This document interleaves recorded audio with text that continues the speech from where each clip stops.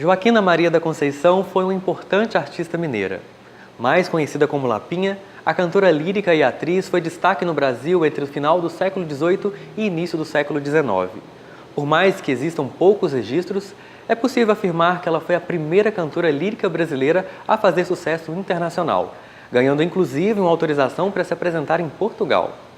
Lapinha foi homenageada do último Festival de Arte Negra aqui em Belo Horizonte.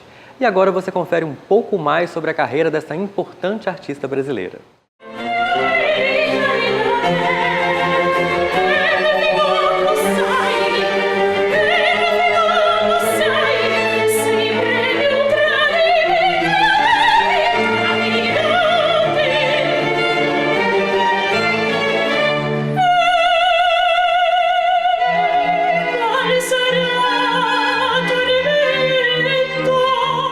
A partir da segunda metade do século XVIII é um momento que a ópera ela entra em ascensão em Portugal e já sob o reinado de Dom José I e intensifica as produções operísticas.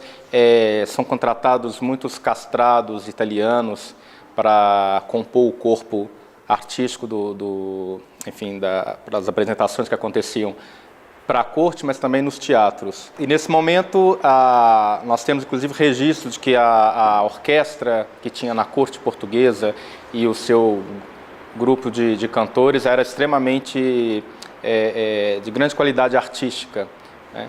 Então é um momento áureo da ópera em Portugal. No reinado já da Dona Maria I, quer dizer, na transição do reinado, né, ainda com Dom José, há uma primeira proibição das mulheres atuarem nos palcos. Isso depois vai ser reforçado com Dona Maria I.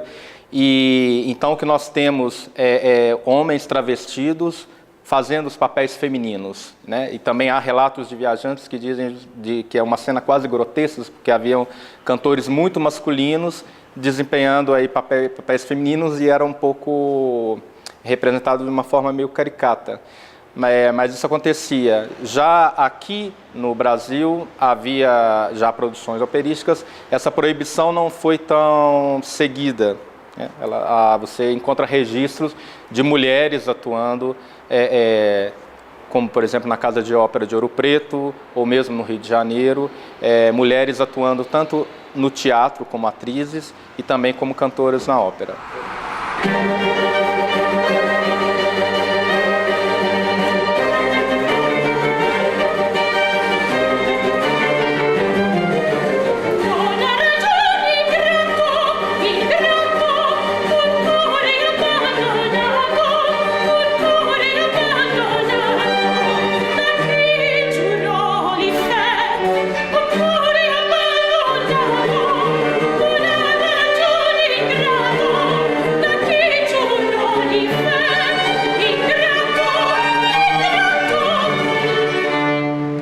A Lapinha é uma personagem bastante interessante dentro desse contexto, porque as primeiras notícias que nós temos, quer dizer, temos pouquíssimas referências sobre a vida da Lapinha e a sua própria condição já nos faz imaginar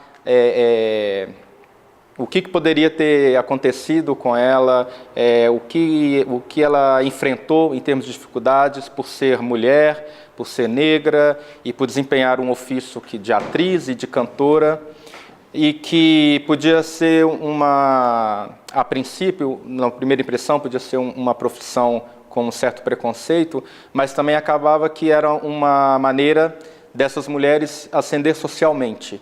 E eu acredito que foi isso que aconteceu com a Lapinha. Ela passa a se apresentar como atriz no Rio de Janeiro e a partir daí ela conhece um grupo de intelectuais, como o poeta mineiro Silva Varenga, que nesse momento está no Rio de Janeiro. E em 1791 nós temos o registro que foi o pedido de passaporte para ela embarcar para Lisboa, juntamente com a mãe e duas negras alforriadas, então as quatro se dirigiram para Portugal em 1791.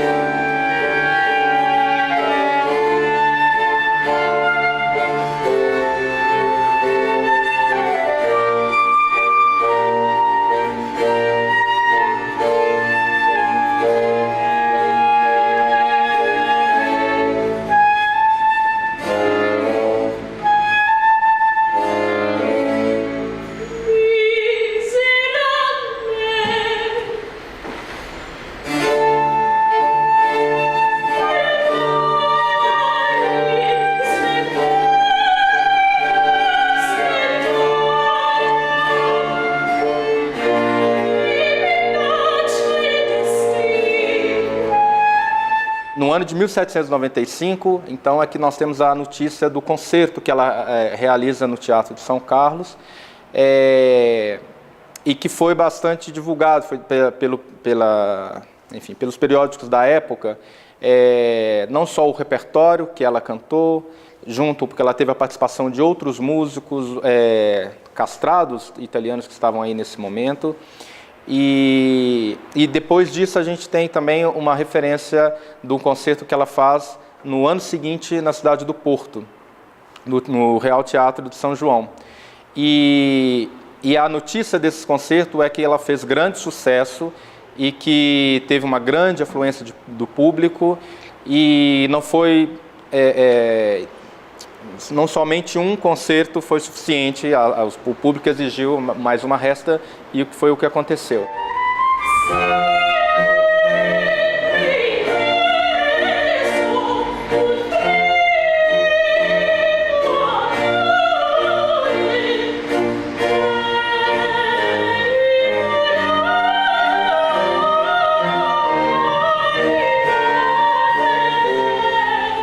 1805 ela retorna para o Rio de Janeiro, e aí temos também notícias de algumas produções em que ela participa, e principalmente nesse período é reforçado esse contato com o padre José Maurício Nunes Garcia, que é o que a gente entende, porque nós temos aí partituras de obras desse compositor que aparece o nome da Joaquina Lapinha, né? Então, assim, são obras que ela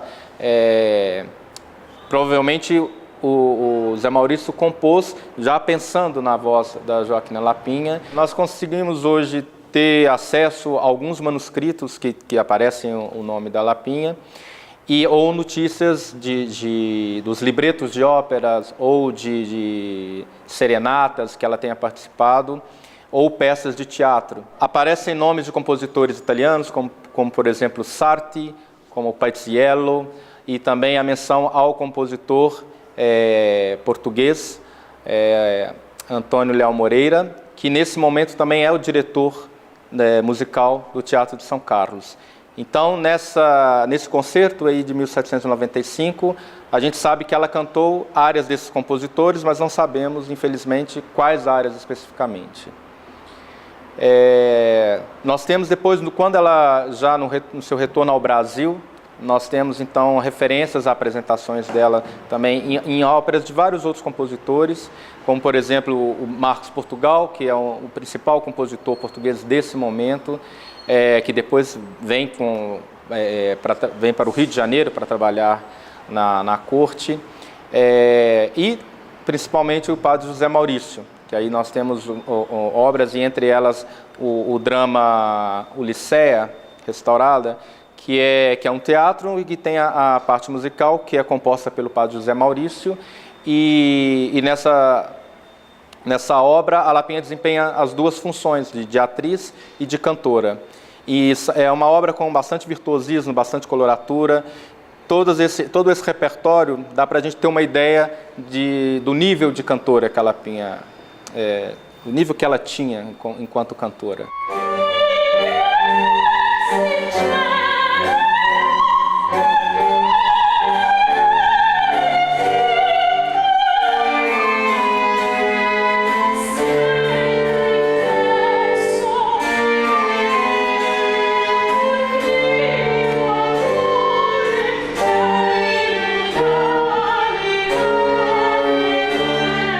Para mim, honestamente, o que define a Lapinha é, não sabendo que era impossível, ela foi lá e fez, né?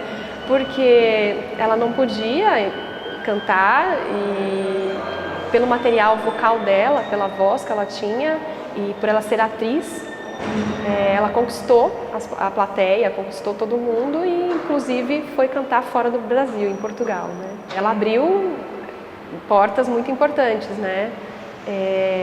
Porque até então só se fazia com cantoras brancas, e até hoje a gente ainda vê muito disso, né? Os papéis em ópera feitos por cantoras brancas, e hoje ainda se tem, por parte das próprias pessoas que são negras, tem um pouco de eu não quero fazer isso porque é de elite. Na verdade, não. Você pode fazer o que você quiser. Se você decidir no seu coração que você quer ser cantora de ópera, por que não? Mesmo que você seja branco, preto, amarelo, não importa, né? Então, ela trazer isso é muito importante, porque hoje eu nunca tive na minha cabeça uma ideia de que eu não pudesse ser cantora lírica. Eu sempre quis mexer com música, sempre quis estudar música. Então, se ela não tivesse feito o que ela fez, talvez hoje a gente teria algum problema. Ou talvez não, ou talvez outra pessoa tivesse feito isso. Por que um concerto em homenagem à Lapinha entrou no Festival de Arte Negra deste ano, que é a 9ª edição?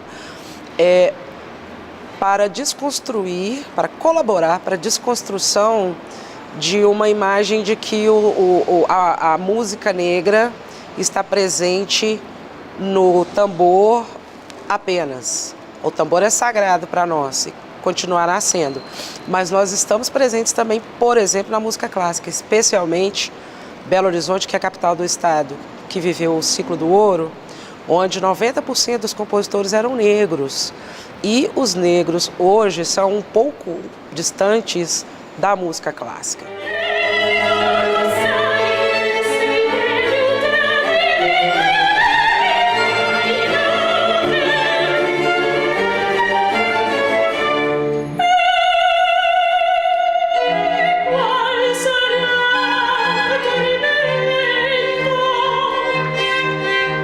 Eu acho que tem duas coisas importantes. Não só recuperar quem foi a personagem que foi a Joaquina Lapinha,